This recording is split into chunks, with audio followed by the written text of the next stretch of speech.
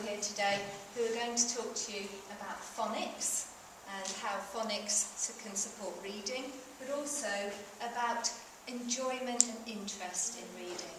And please, if you've any questions, we'll be here afterwards. And there are some booklets at the side, so please feel free to take those away with you.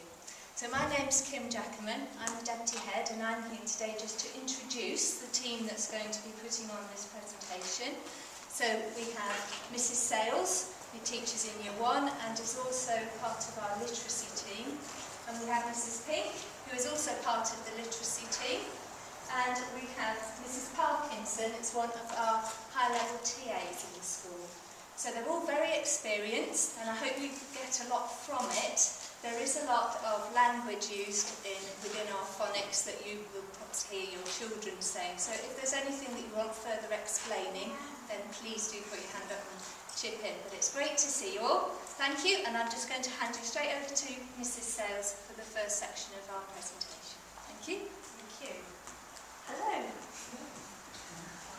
going to have to bear with me with the slides. It goes a bit. Right. So, why teach phonics? So we feel that phonics is the prime approach to decoding, and we teach synthetic phonics in our school, and we feel that's the best way to contribute towards reading. However, phonics alone is not the only thing that creates a reader, which is what Claire Parkinson will come to later on. Okay. So I'm going to let you try and have a go at what it's like when your little ones are looking at a book and they don't have all the sounds just yet and all the words just yet, and it's a bit like if you were given hieroglyphics to look at, and that's what it's like for them. So I'm just going to give you a minute to try and work out what this says. Come on, go for it.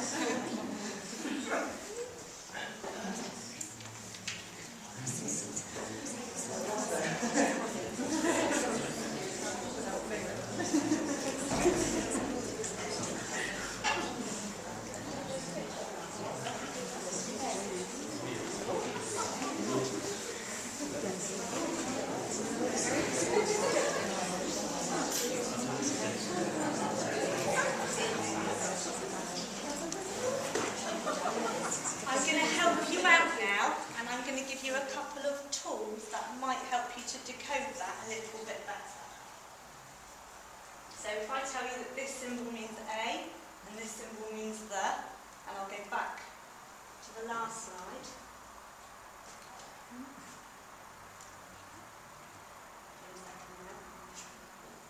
There we go, and now you can have another go. Come on, you can do it.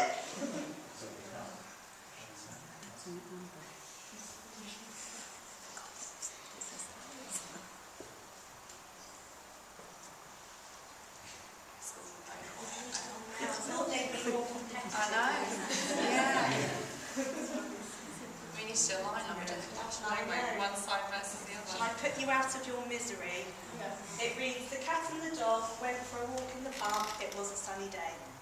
But it's just showing you that a book alone doesn't make a reader. So you can't just put something in front of them and expect them to be able to just read it straight away.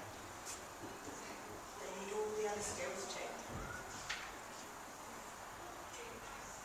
What's a phoneme? Anybody know? Do you know what phoneme is? What's phonemes? Phoneme is a smallest unit of sound. Does anybody know how many there are? Mrs Jackerman, how many? There are, oh, now you caught me. There should, well, 44 in total, 26 as individual letter sounds, and then you've got the rest as digraphs and trigraphs. Well done. I'll give you a sticker later. There's 44 sounds, and they're taught in reception. The basic code is taught in reception, and it's represented by a grapheme, which is just what that sound looks like on the page. Okay. So this is the basic code here. This is what they learn in reception. And one of the biggest messages we wanted to give you today, and you probably do it already, but is about this thing called a schwa. which is an sound. It's a really, really short sound that's common in lots of words, but sometimes we can get into the habit of adding it onto the ends of sounds, and what we don't want to do is for the word sat, for example, say s-a-t, because you don't read it as sa-ta, you read s-at, sat. So I thought we could all have a practice so that when you're reading with your children, you'll be able to say these sounds without adding that schwa on the end. So if I point to them, then you can sound them out, okay?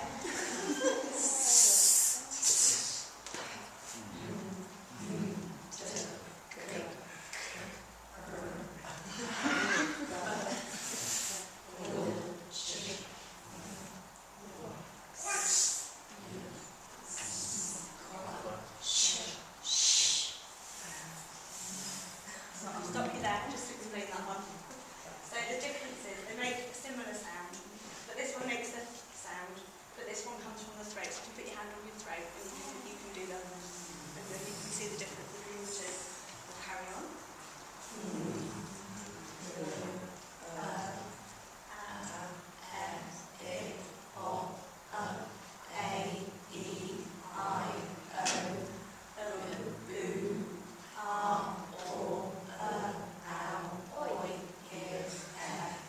Well done.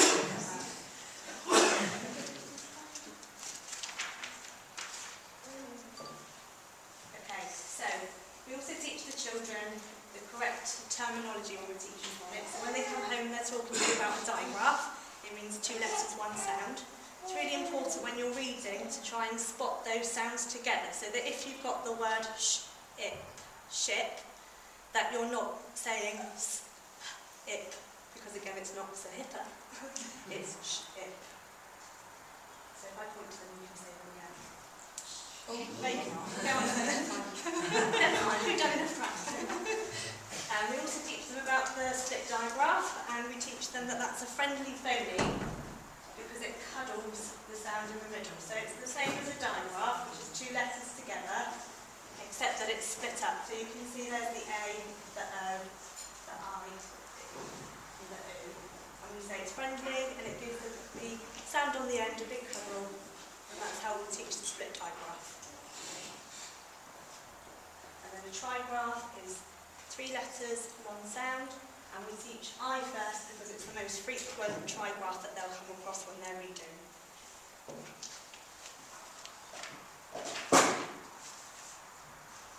Okay, segmenting and blending. Anybody know what it is? There's not much audience participation. So, when you segment, you are breaking the sound up into the smallest units there are. So when I've been sounding out ip, that's the segmenting part, and the blending is when you put it back together again to make ship. And it's really important that you encourage the children to blend, and that you're modelling how to blend.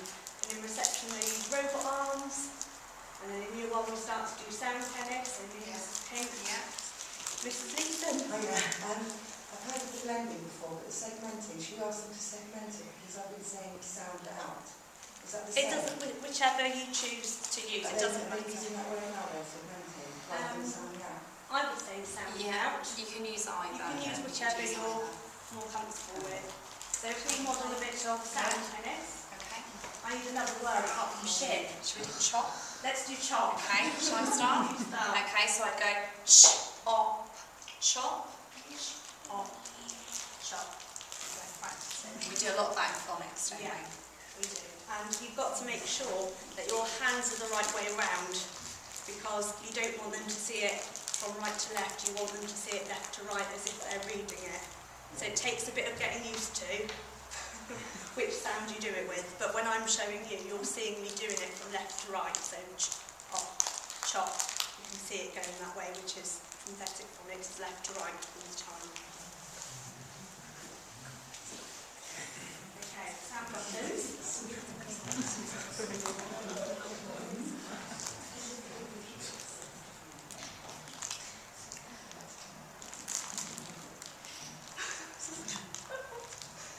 I'm not that great with technology. So the sound buttons, the dots show the individual sounds, and when there's a line, it shows the digraphs or the trigraphs, the sounds that you need to say together. So would you like to have a go with people around you? Just sound these out, blend them together, practice your segmenting and blending. Have a go.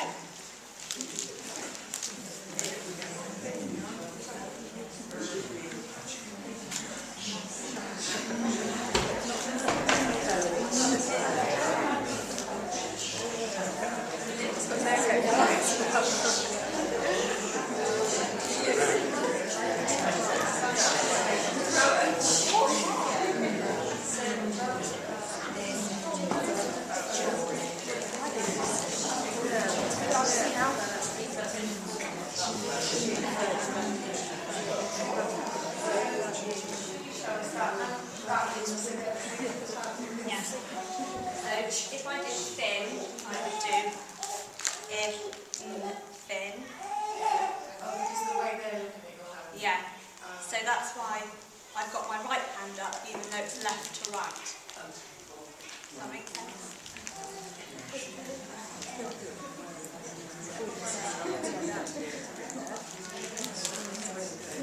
Yeah, you did it right.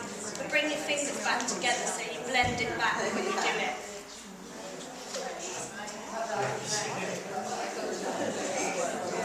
Yeah, that's it. Perfect.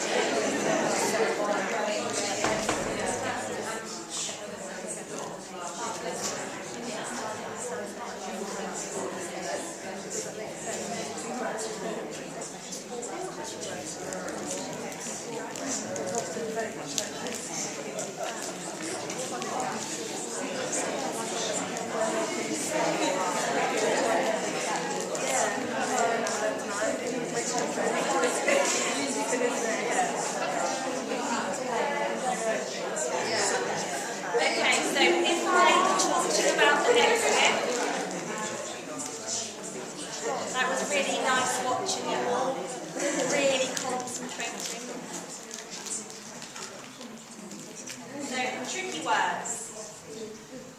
So, they're high frequency words, they come across them a lot in reading. And what we do is we try and use our phonics as much as we can to sound these words out. But where it doesn't always fit, we tell that part of the word off. So, for example, the word no. So at this point in year one, they know that sound because they've come with that from reception. And they will eventually learn that this makes the letter O, sometimes says it's letter name, but we haven't got there yet. So for now, it's tricky.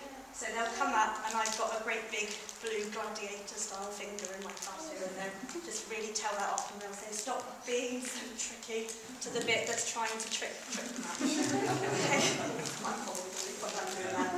And then it's a good way of introducing the letter name. So you can say, oh that letter O there, you know, it's not making the right sound today. That's how we teach the tricky words. Okay, so they learn the basic code and reception. I think they've got it. And they can write lots of words and read lots of words and we praise them and that's really brilliant. And they come to year one and we add some more in. We throw more at them. So we give them lots of alternative ways to read and write those sounds that they already know. So, for example, this sound here, they'll know the one that's in bold. Oops. Sorry. They'll know the one that's in bold at the top from reception, and then we introduce it as a new sound, and then when they're reading and writing, they've got a few different ways then of using the sound. So we'll do things like a best bet, so they would write Catch, couldn't they? catch or chop, so they would have to decide that as a reader, which one looks right out of the two. We wouldn't say anything was wrong, and we celebrate whatever their attempt was, but that best bet's really important. You'll see something like this in the year one classrooms. So as the sounds get introduced, they get put onto the phonics wall, which has already got, like the E down here, thank you, that's all right. The E down here, so you can see there's have the double E in receptions, they know that sound. In we've introduced the AE, so they've got a best bet that they can do. So that would be if they wrote the word street, which E are they going to choose, which one looks right to the reader. And then the last thing to tell you about is at the end of year 1 we have a phonics screening check. So that's basically the children have to read a mixture of real and nonsense words, and then we report that to you at the end of the year, how they did as part of that phonics check. That is all the phonics from me.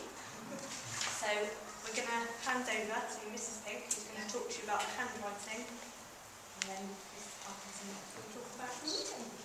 Thank you very much. Right, my turn. So, handwriting we believe is a movement skill. So we demonstrate the movement, we explain the movement, and then we practice in order for it to become automatic. So we start looking at fine motor skills to help your child so that they're able to do their handwriting.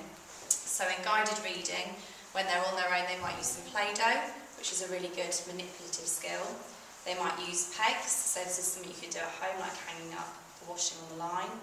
They might use pegs and boards, and these are all helping them to develop those fine motor skills, so that when they pick up their pencil, they're used to that grip and to doing the type of movements that they will need to do their handwriting. Can we go to the next one, Mrs. So, yeah, we've got in this picture here, this is some of the children from my class doing something called Right Dance, which is again about movement, and it's about learning handwriting patterns. So we started with the looped garlands, which is the anti-clockwise movement, which they find really, really tricky, with the on the M. We start it really big, put some music on, so it might be some Disney or something to make it really fun. They can use a variety of different implements, so these children are using some colouring crayons, like hand wax crayons, felt tips, and they're practicing those really big movements on a big scale first, so that they're learning how to use the correct movement for handwriting. It then comes down smaller, so we then might use whiteboards and pens, and it's about them using a variety of different tools to write with. So they want to use felt tips, fab, wax crayons, fantastic. If you've got glittery pens at home that they fancy, whatever they want to write with, we're encouraging, okay?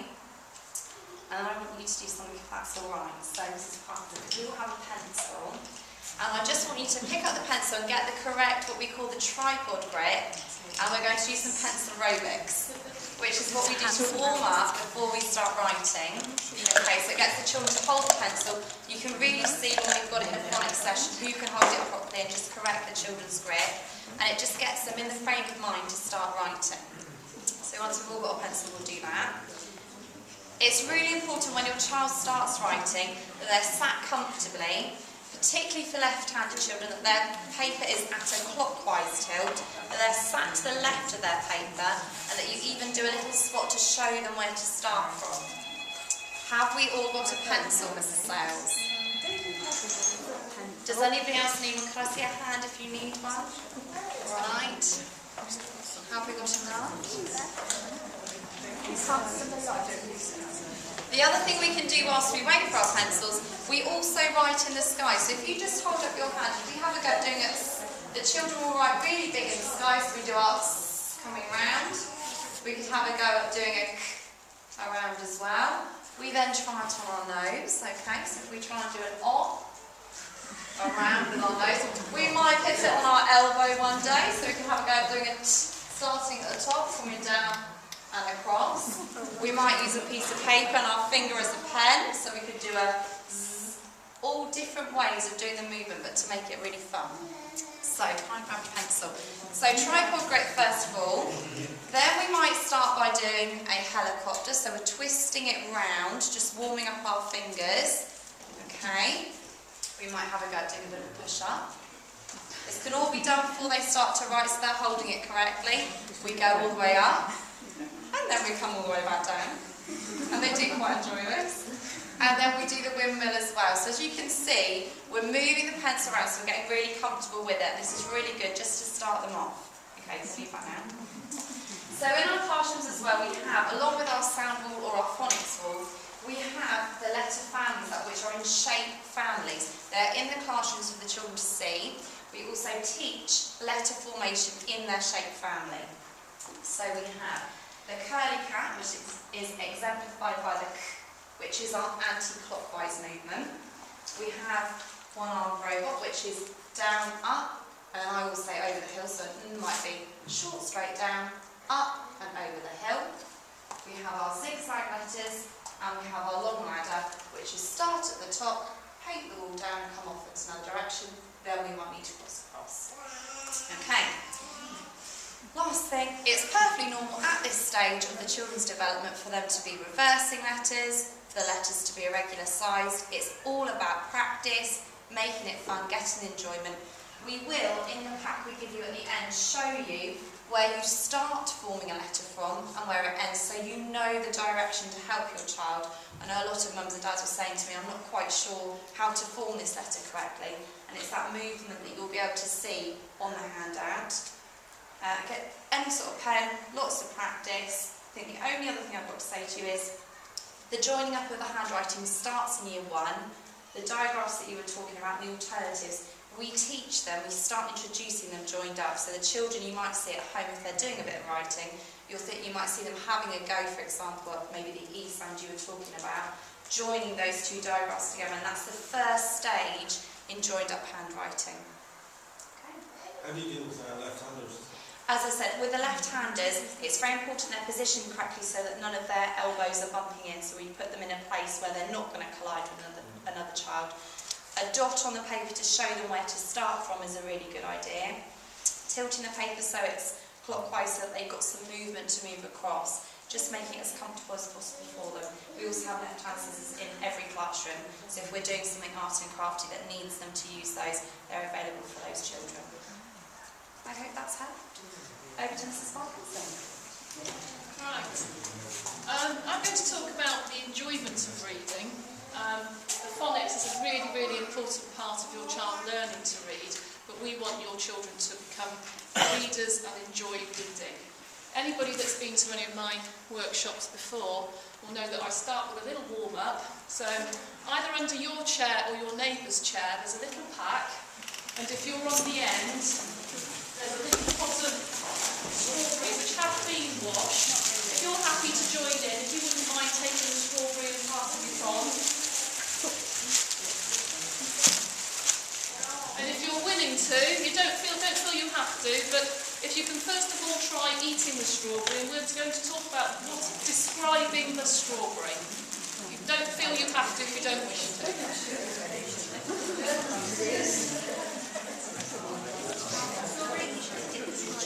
Yeah.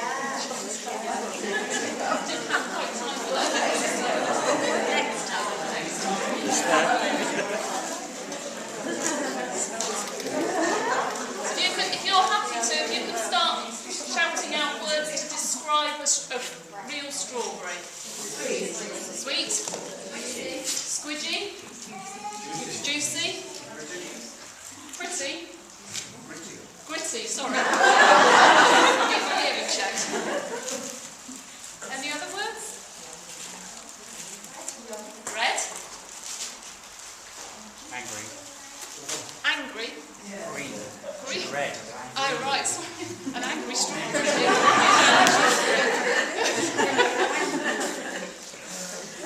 Okay. If you then would guess the plastic strawberry.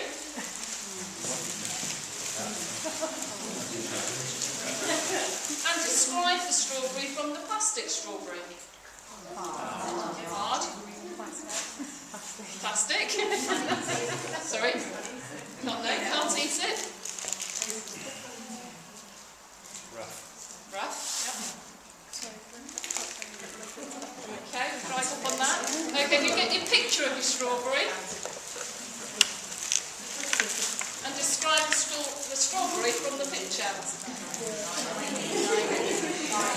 Shiny. Wet. Fresh.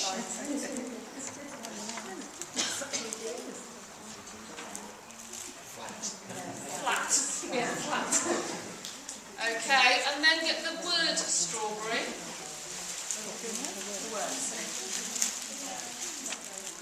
And describe a strawberry from the word. Black. Boring. It is, yeah. So from that little exercise, I just hope it gives you an idea that actually just reading of words doesn't give you a whole experience. And we want children, when they're reading, to have a real experience. So as Mrs. Sell said, the phonics is really important for them to be able to start decoding words, but just being a word reader isn't what we call a complete reader. There's lots more to reading. So we want our children to enjoy reading, and the reading schemes we have in school are really important, but it's not the only way of reading. And sometimes our children are slightly reluctant to read when they've had a long day at school. And it'd be like the feeling of you having a long day at work, you're really tired, the children have been as wonderful as they always are. You think, right, I'm going to sit down, have a bit of enjoyment, and somebody hands you the book, The Tempest or War and Peace. Great literature, but when you're tired and you've had a long day, not necessarily the thing that you would choose to read.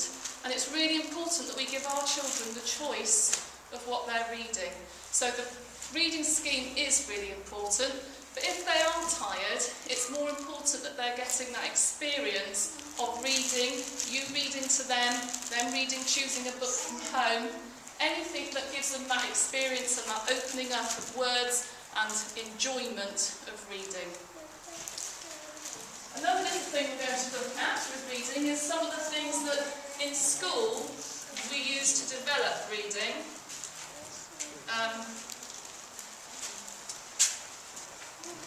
And we read all different types of books. We don't stick with fiction.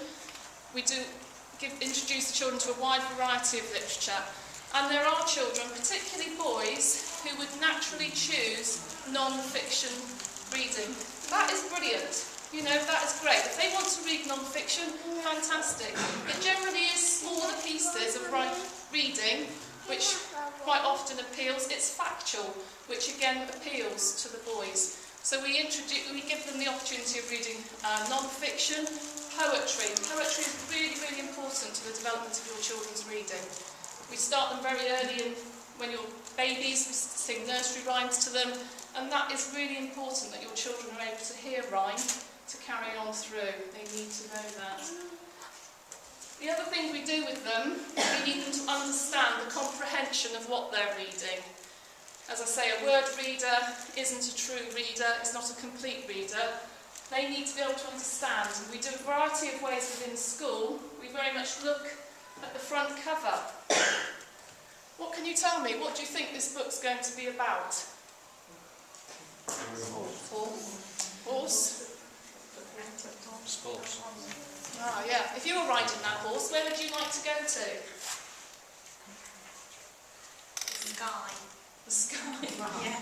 Possibly. Those are questions that you can start asking your children about a book. I mean, you don't want to inundate them with them, because obviously they'll start thinking... But it's a question that you can start. Well, how do you think the little girl's feeling? Happy. Why? Why do you think she's happy? Well, now we can restart reading and we can find out. You're right, sorry. I know you got The other thing we can do is prediction. So if you can start, again, we've thought about why the little girl might be happy. You can then predict what might happen in the story.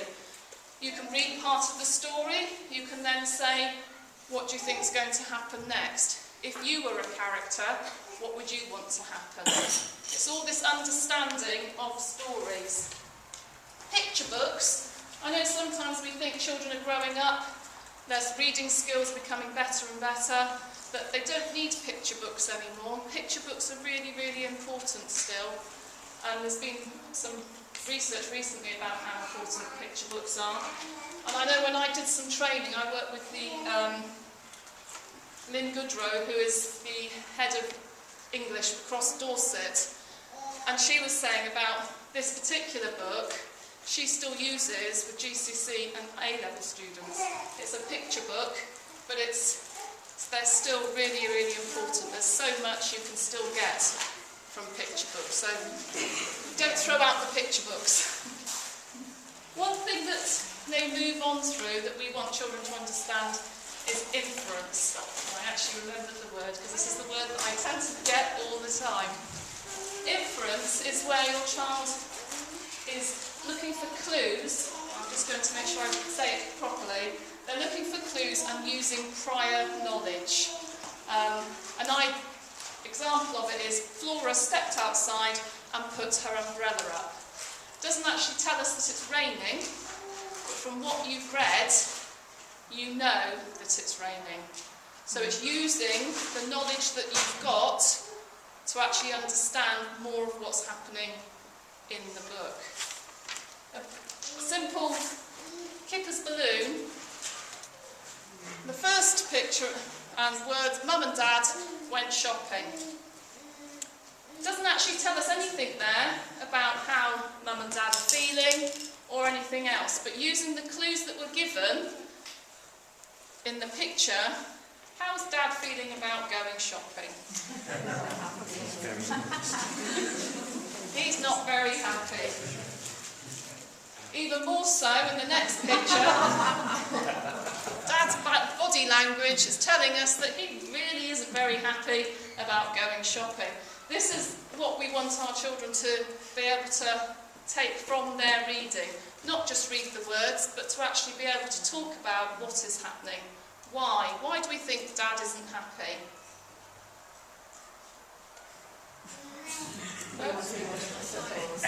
He might be wanting to watch the football and Mum's dragged him out.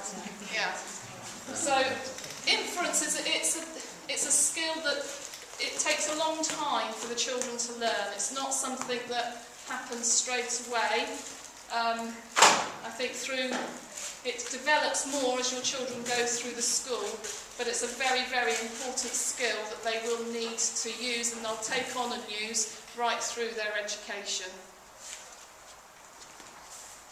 On a harder level, if we go back to the wrong letter book, in here, this book's about two children, both got the same surnames, they both live in the same street, they're both receiving a letter on the same day, but the postman's glasses are broken and he puts the letters through the wrong door.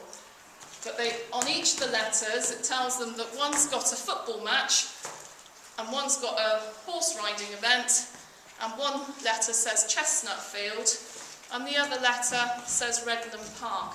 Now, as your child becomes a more developed reader, that again is the inference. They would be able to detect that actually the letters have gone to the wrong house, even though it doesn't tell us, from reading and understanding that a football match wouldn't happen in the park.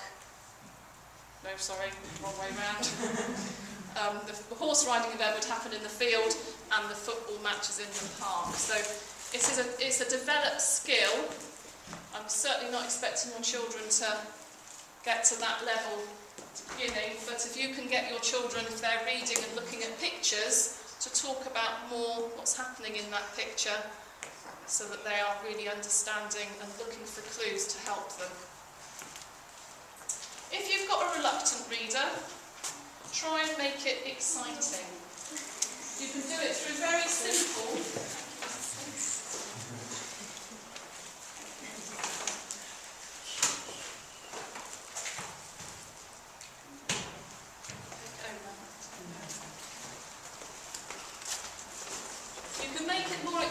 if you've got a child who doesn't want to read, don't like reading, don't want to do it, when I go home it's not what I want to do. At bedtime you could start off by saying to them, I've chosen a book that I'm going to read tonight and I want you to guess what it is.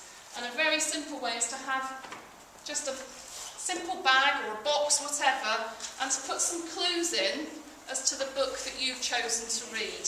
So my first clue to you is it's a little boy. Any ideas what book we might be reading tonight? Which book I've chosen? Sorry? No, but good. Going along the right lines. Sorry? Pinocchio? No, not Pinocchio. Let me give you another clue. No, but we're going down the right lines. We've got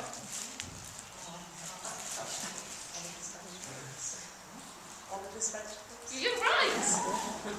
Oliver's Vegetables. And it's just an getting them interested in reading. And then let them do it for you. Let them choose a book, and they're going to find some clues and put in a bag or a box or whatever they choose, and you've got to try and guess what it is that they want to choose.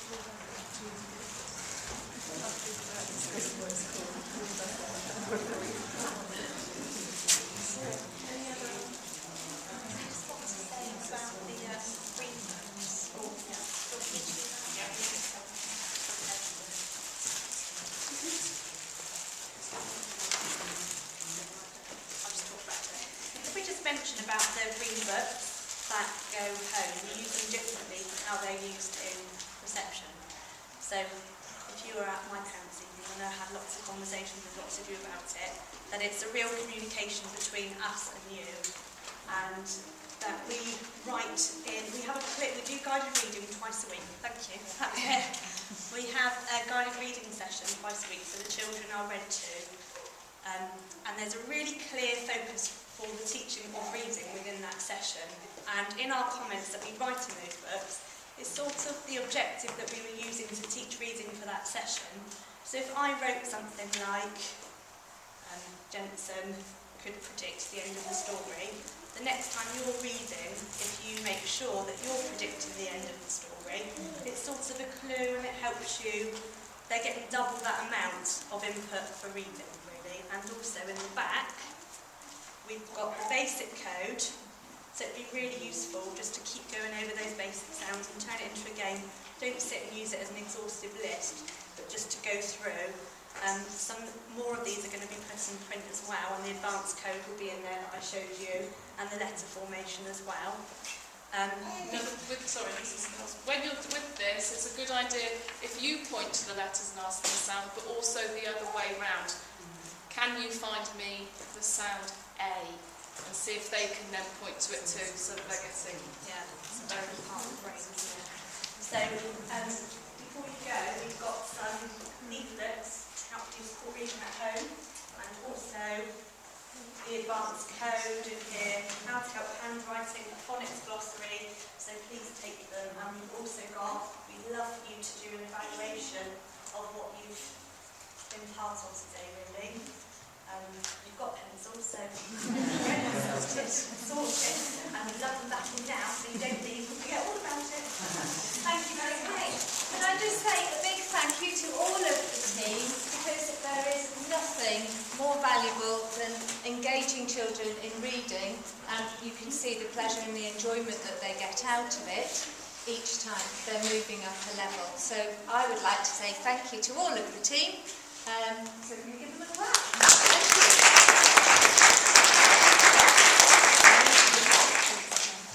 What's something funny? Just to end on. That was a good one. That is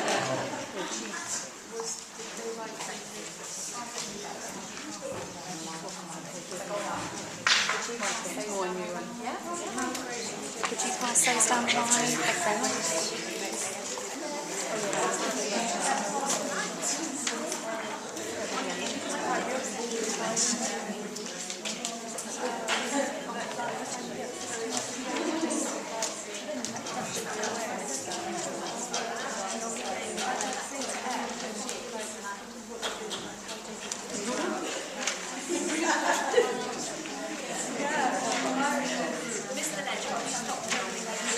Please stop filming. Thank you. Cut.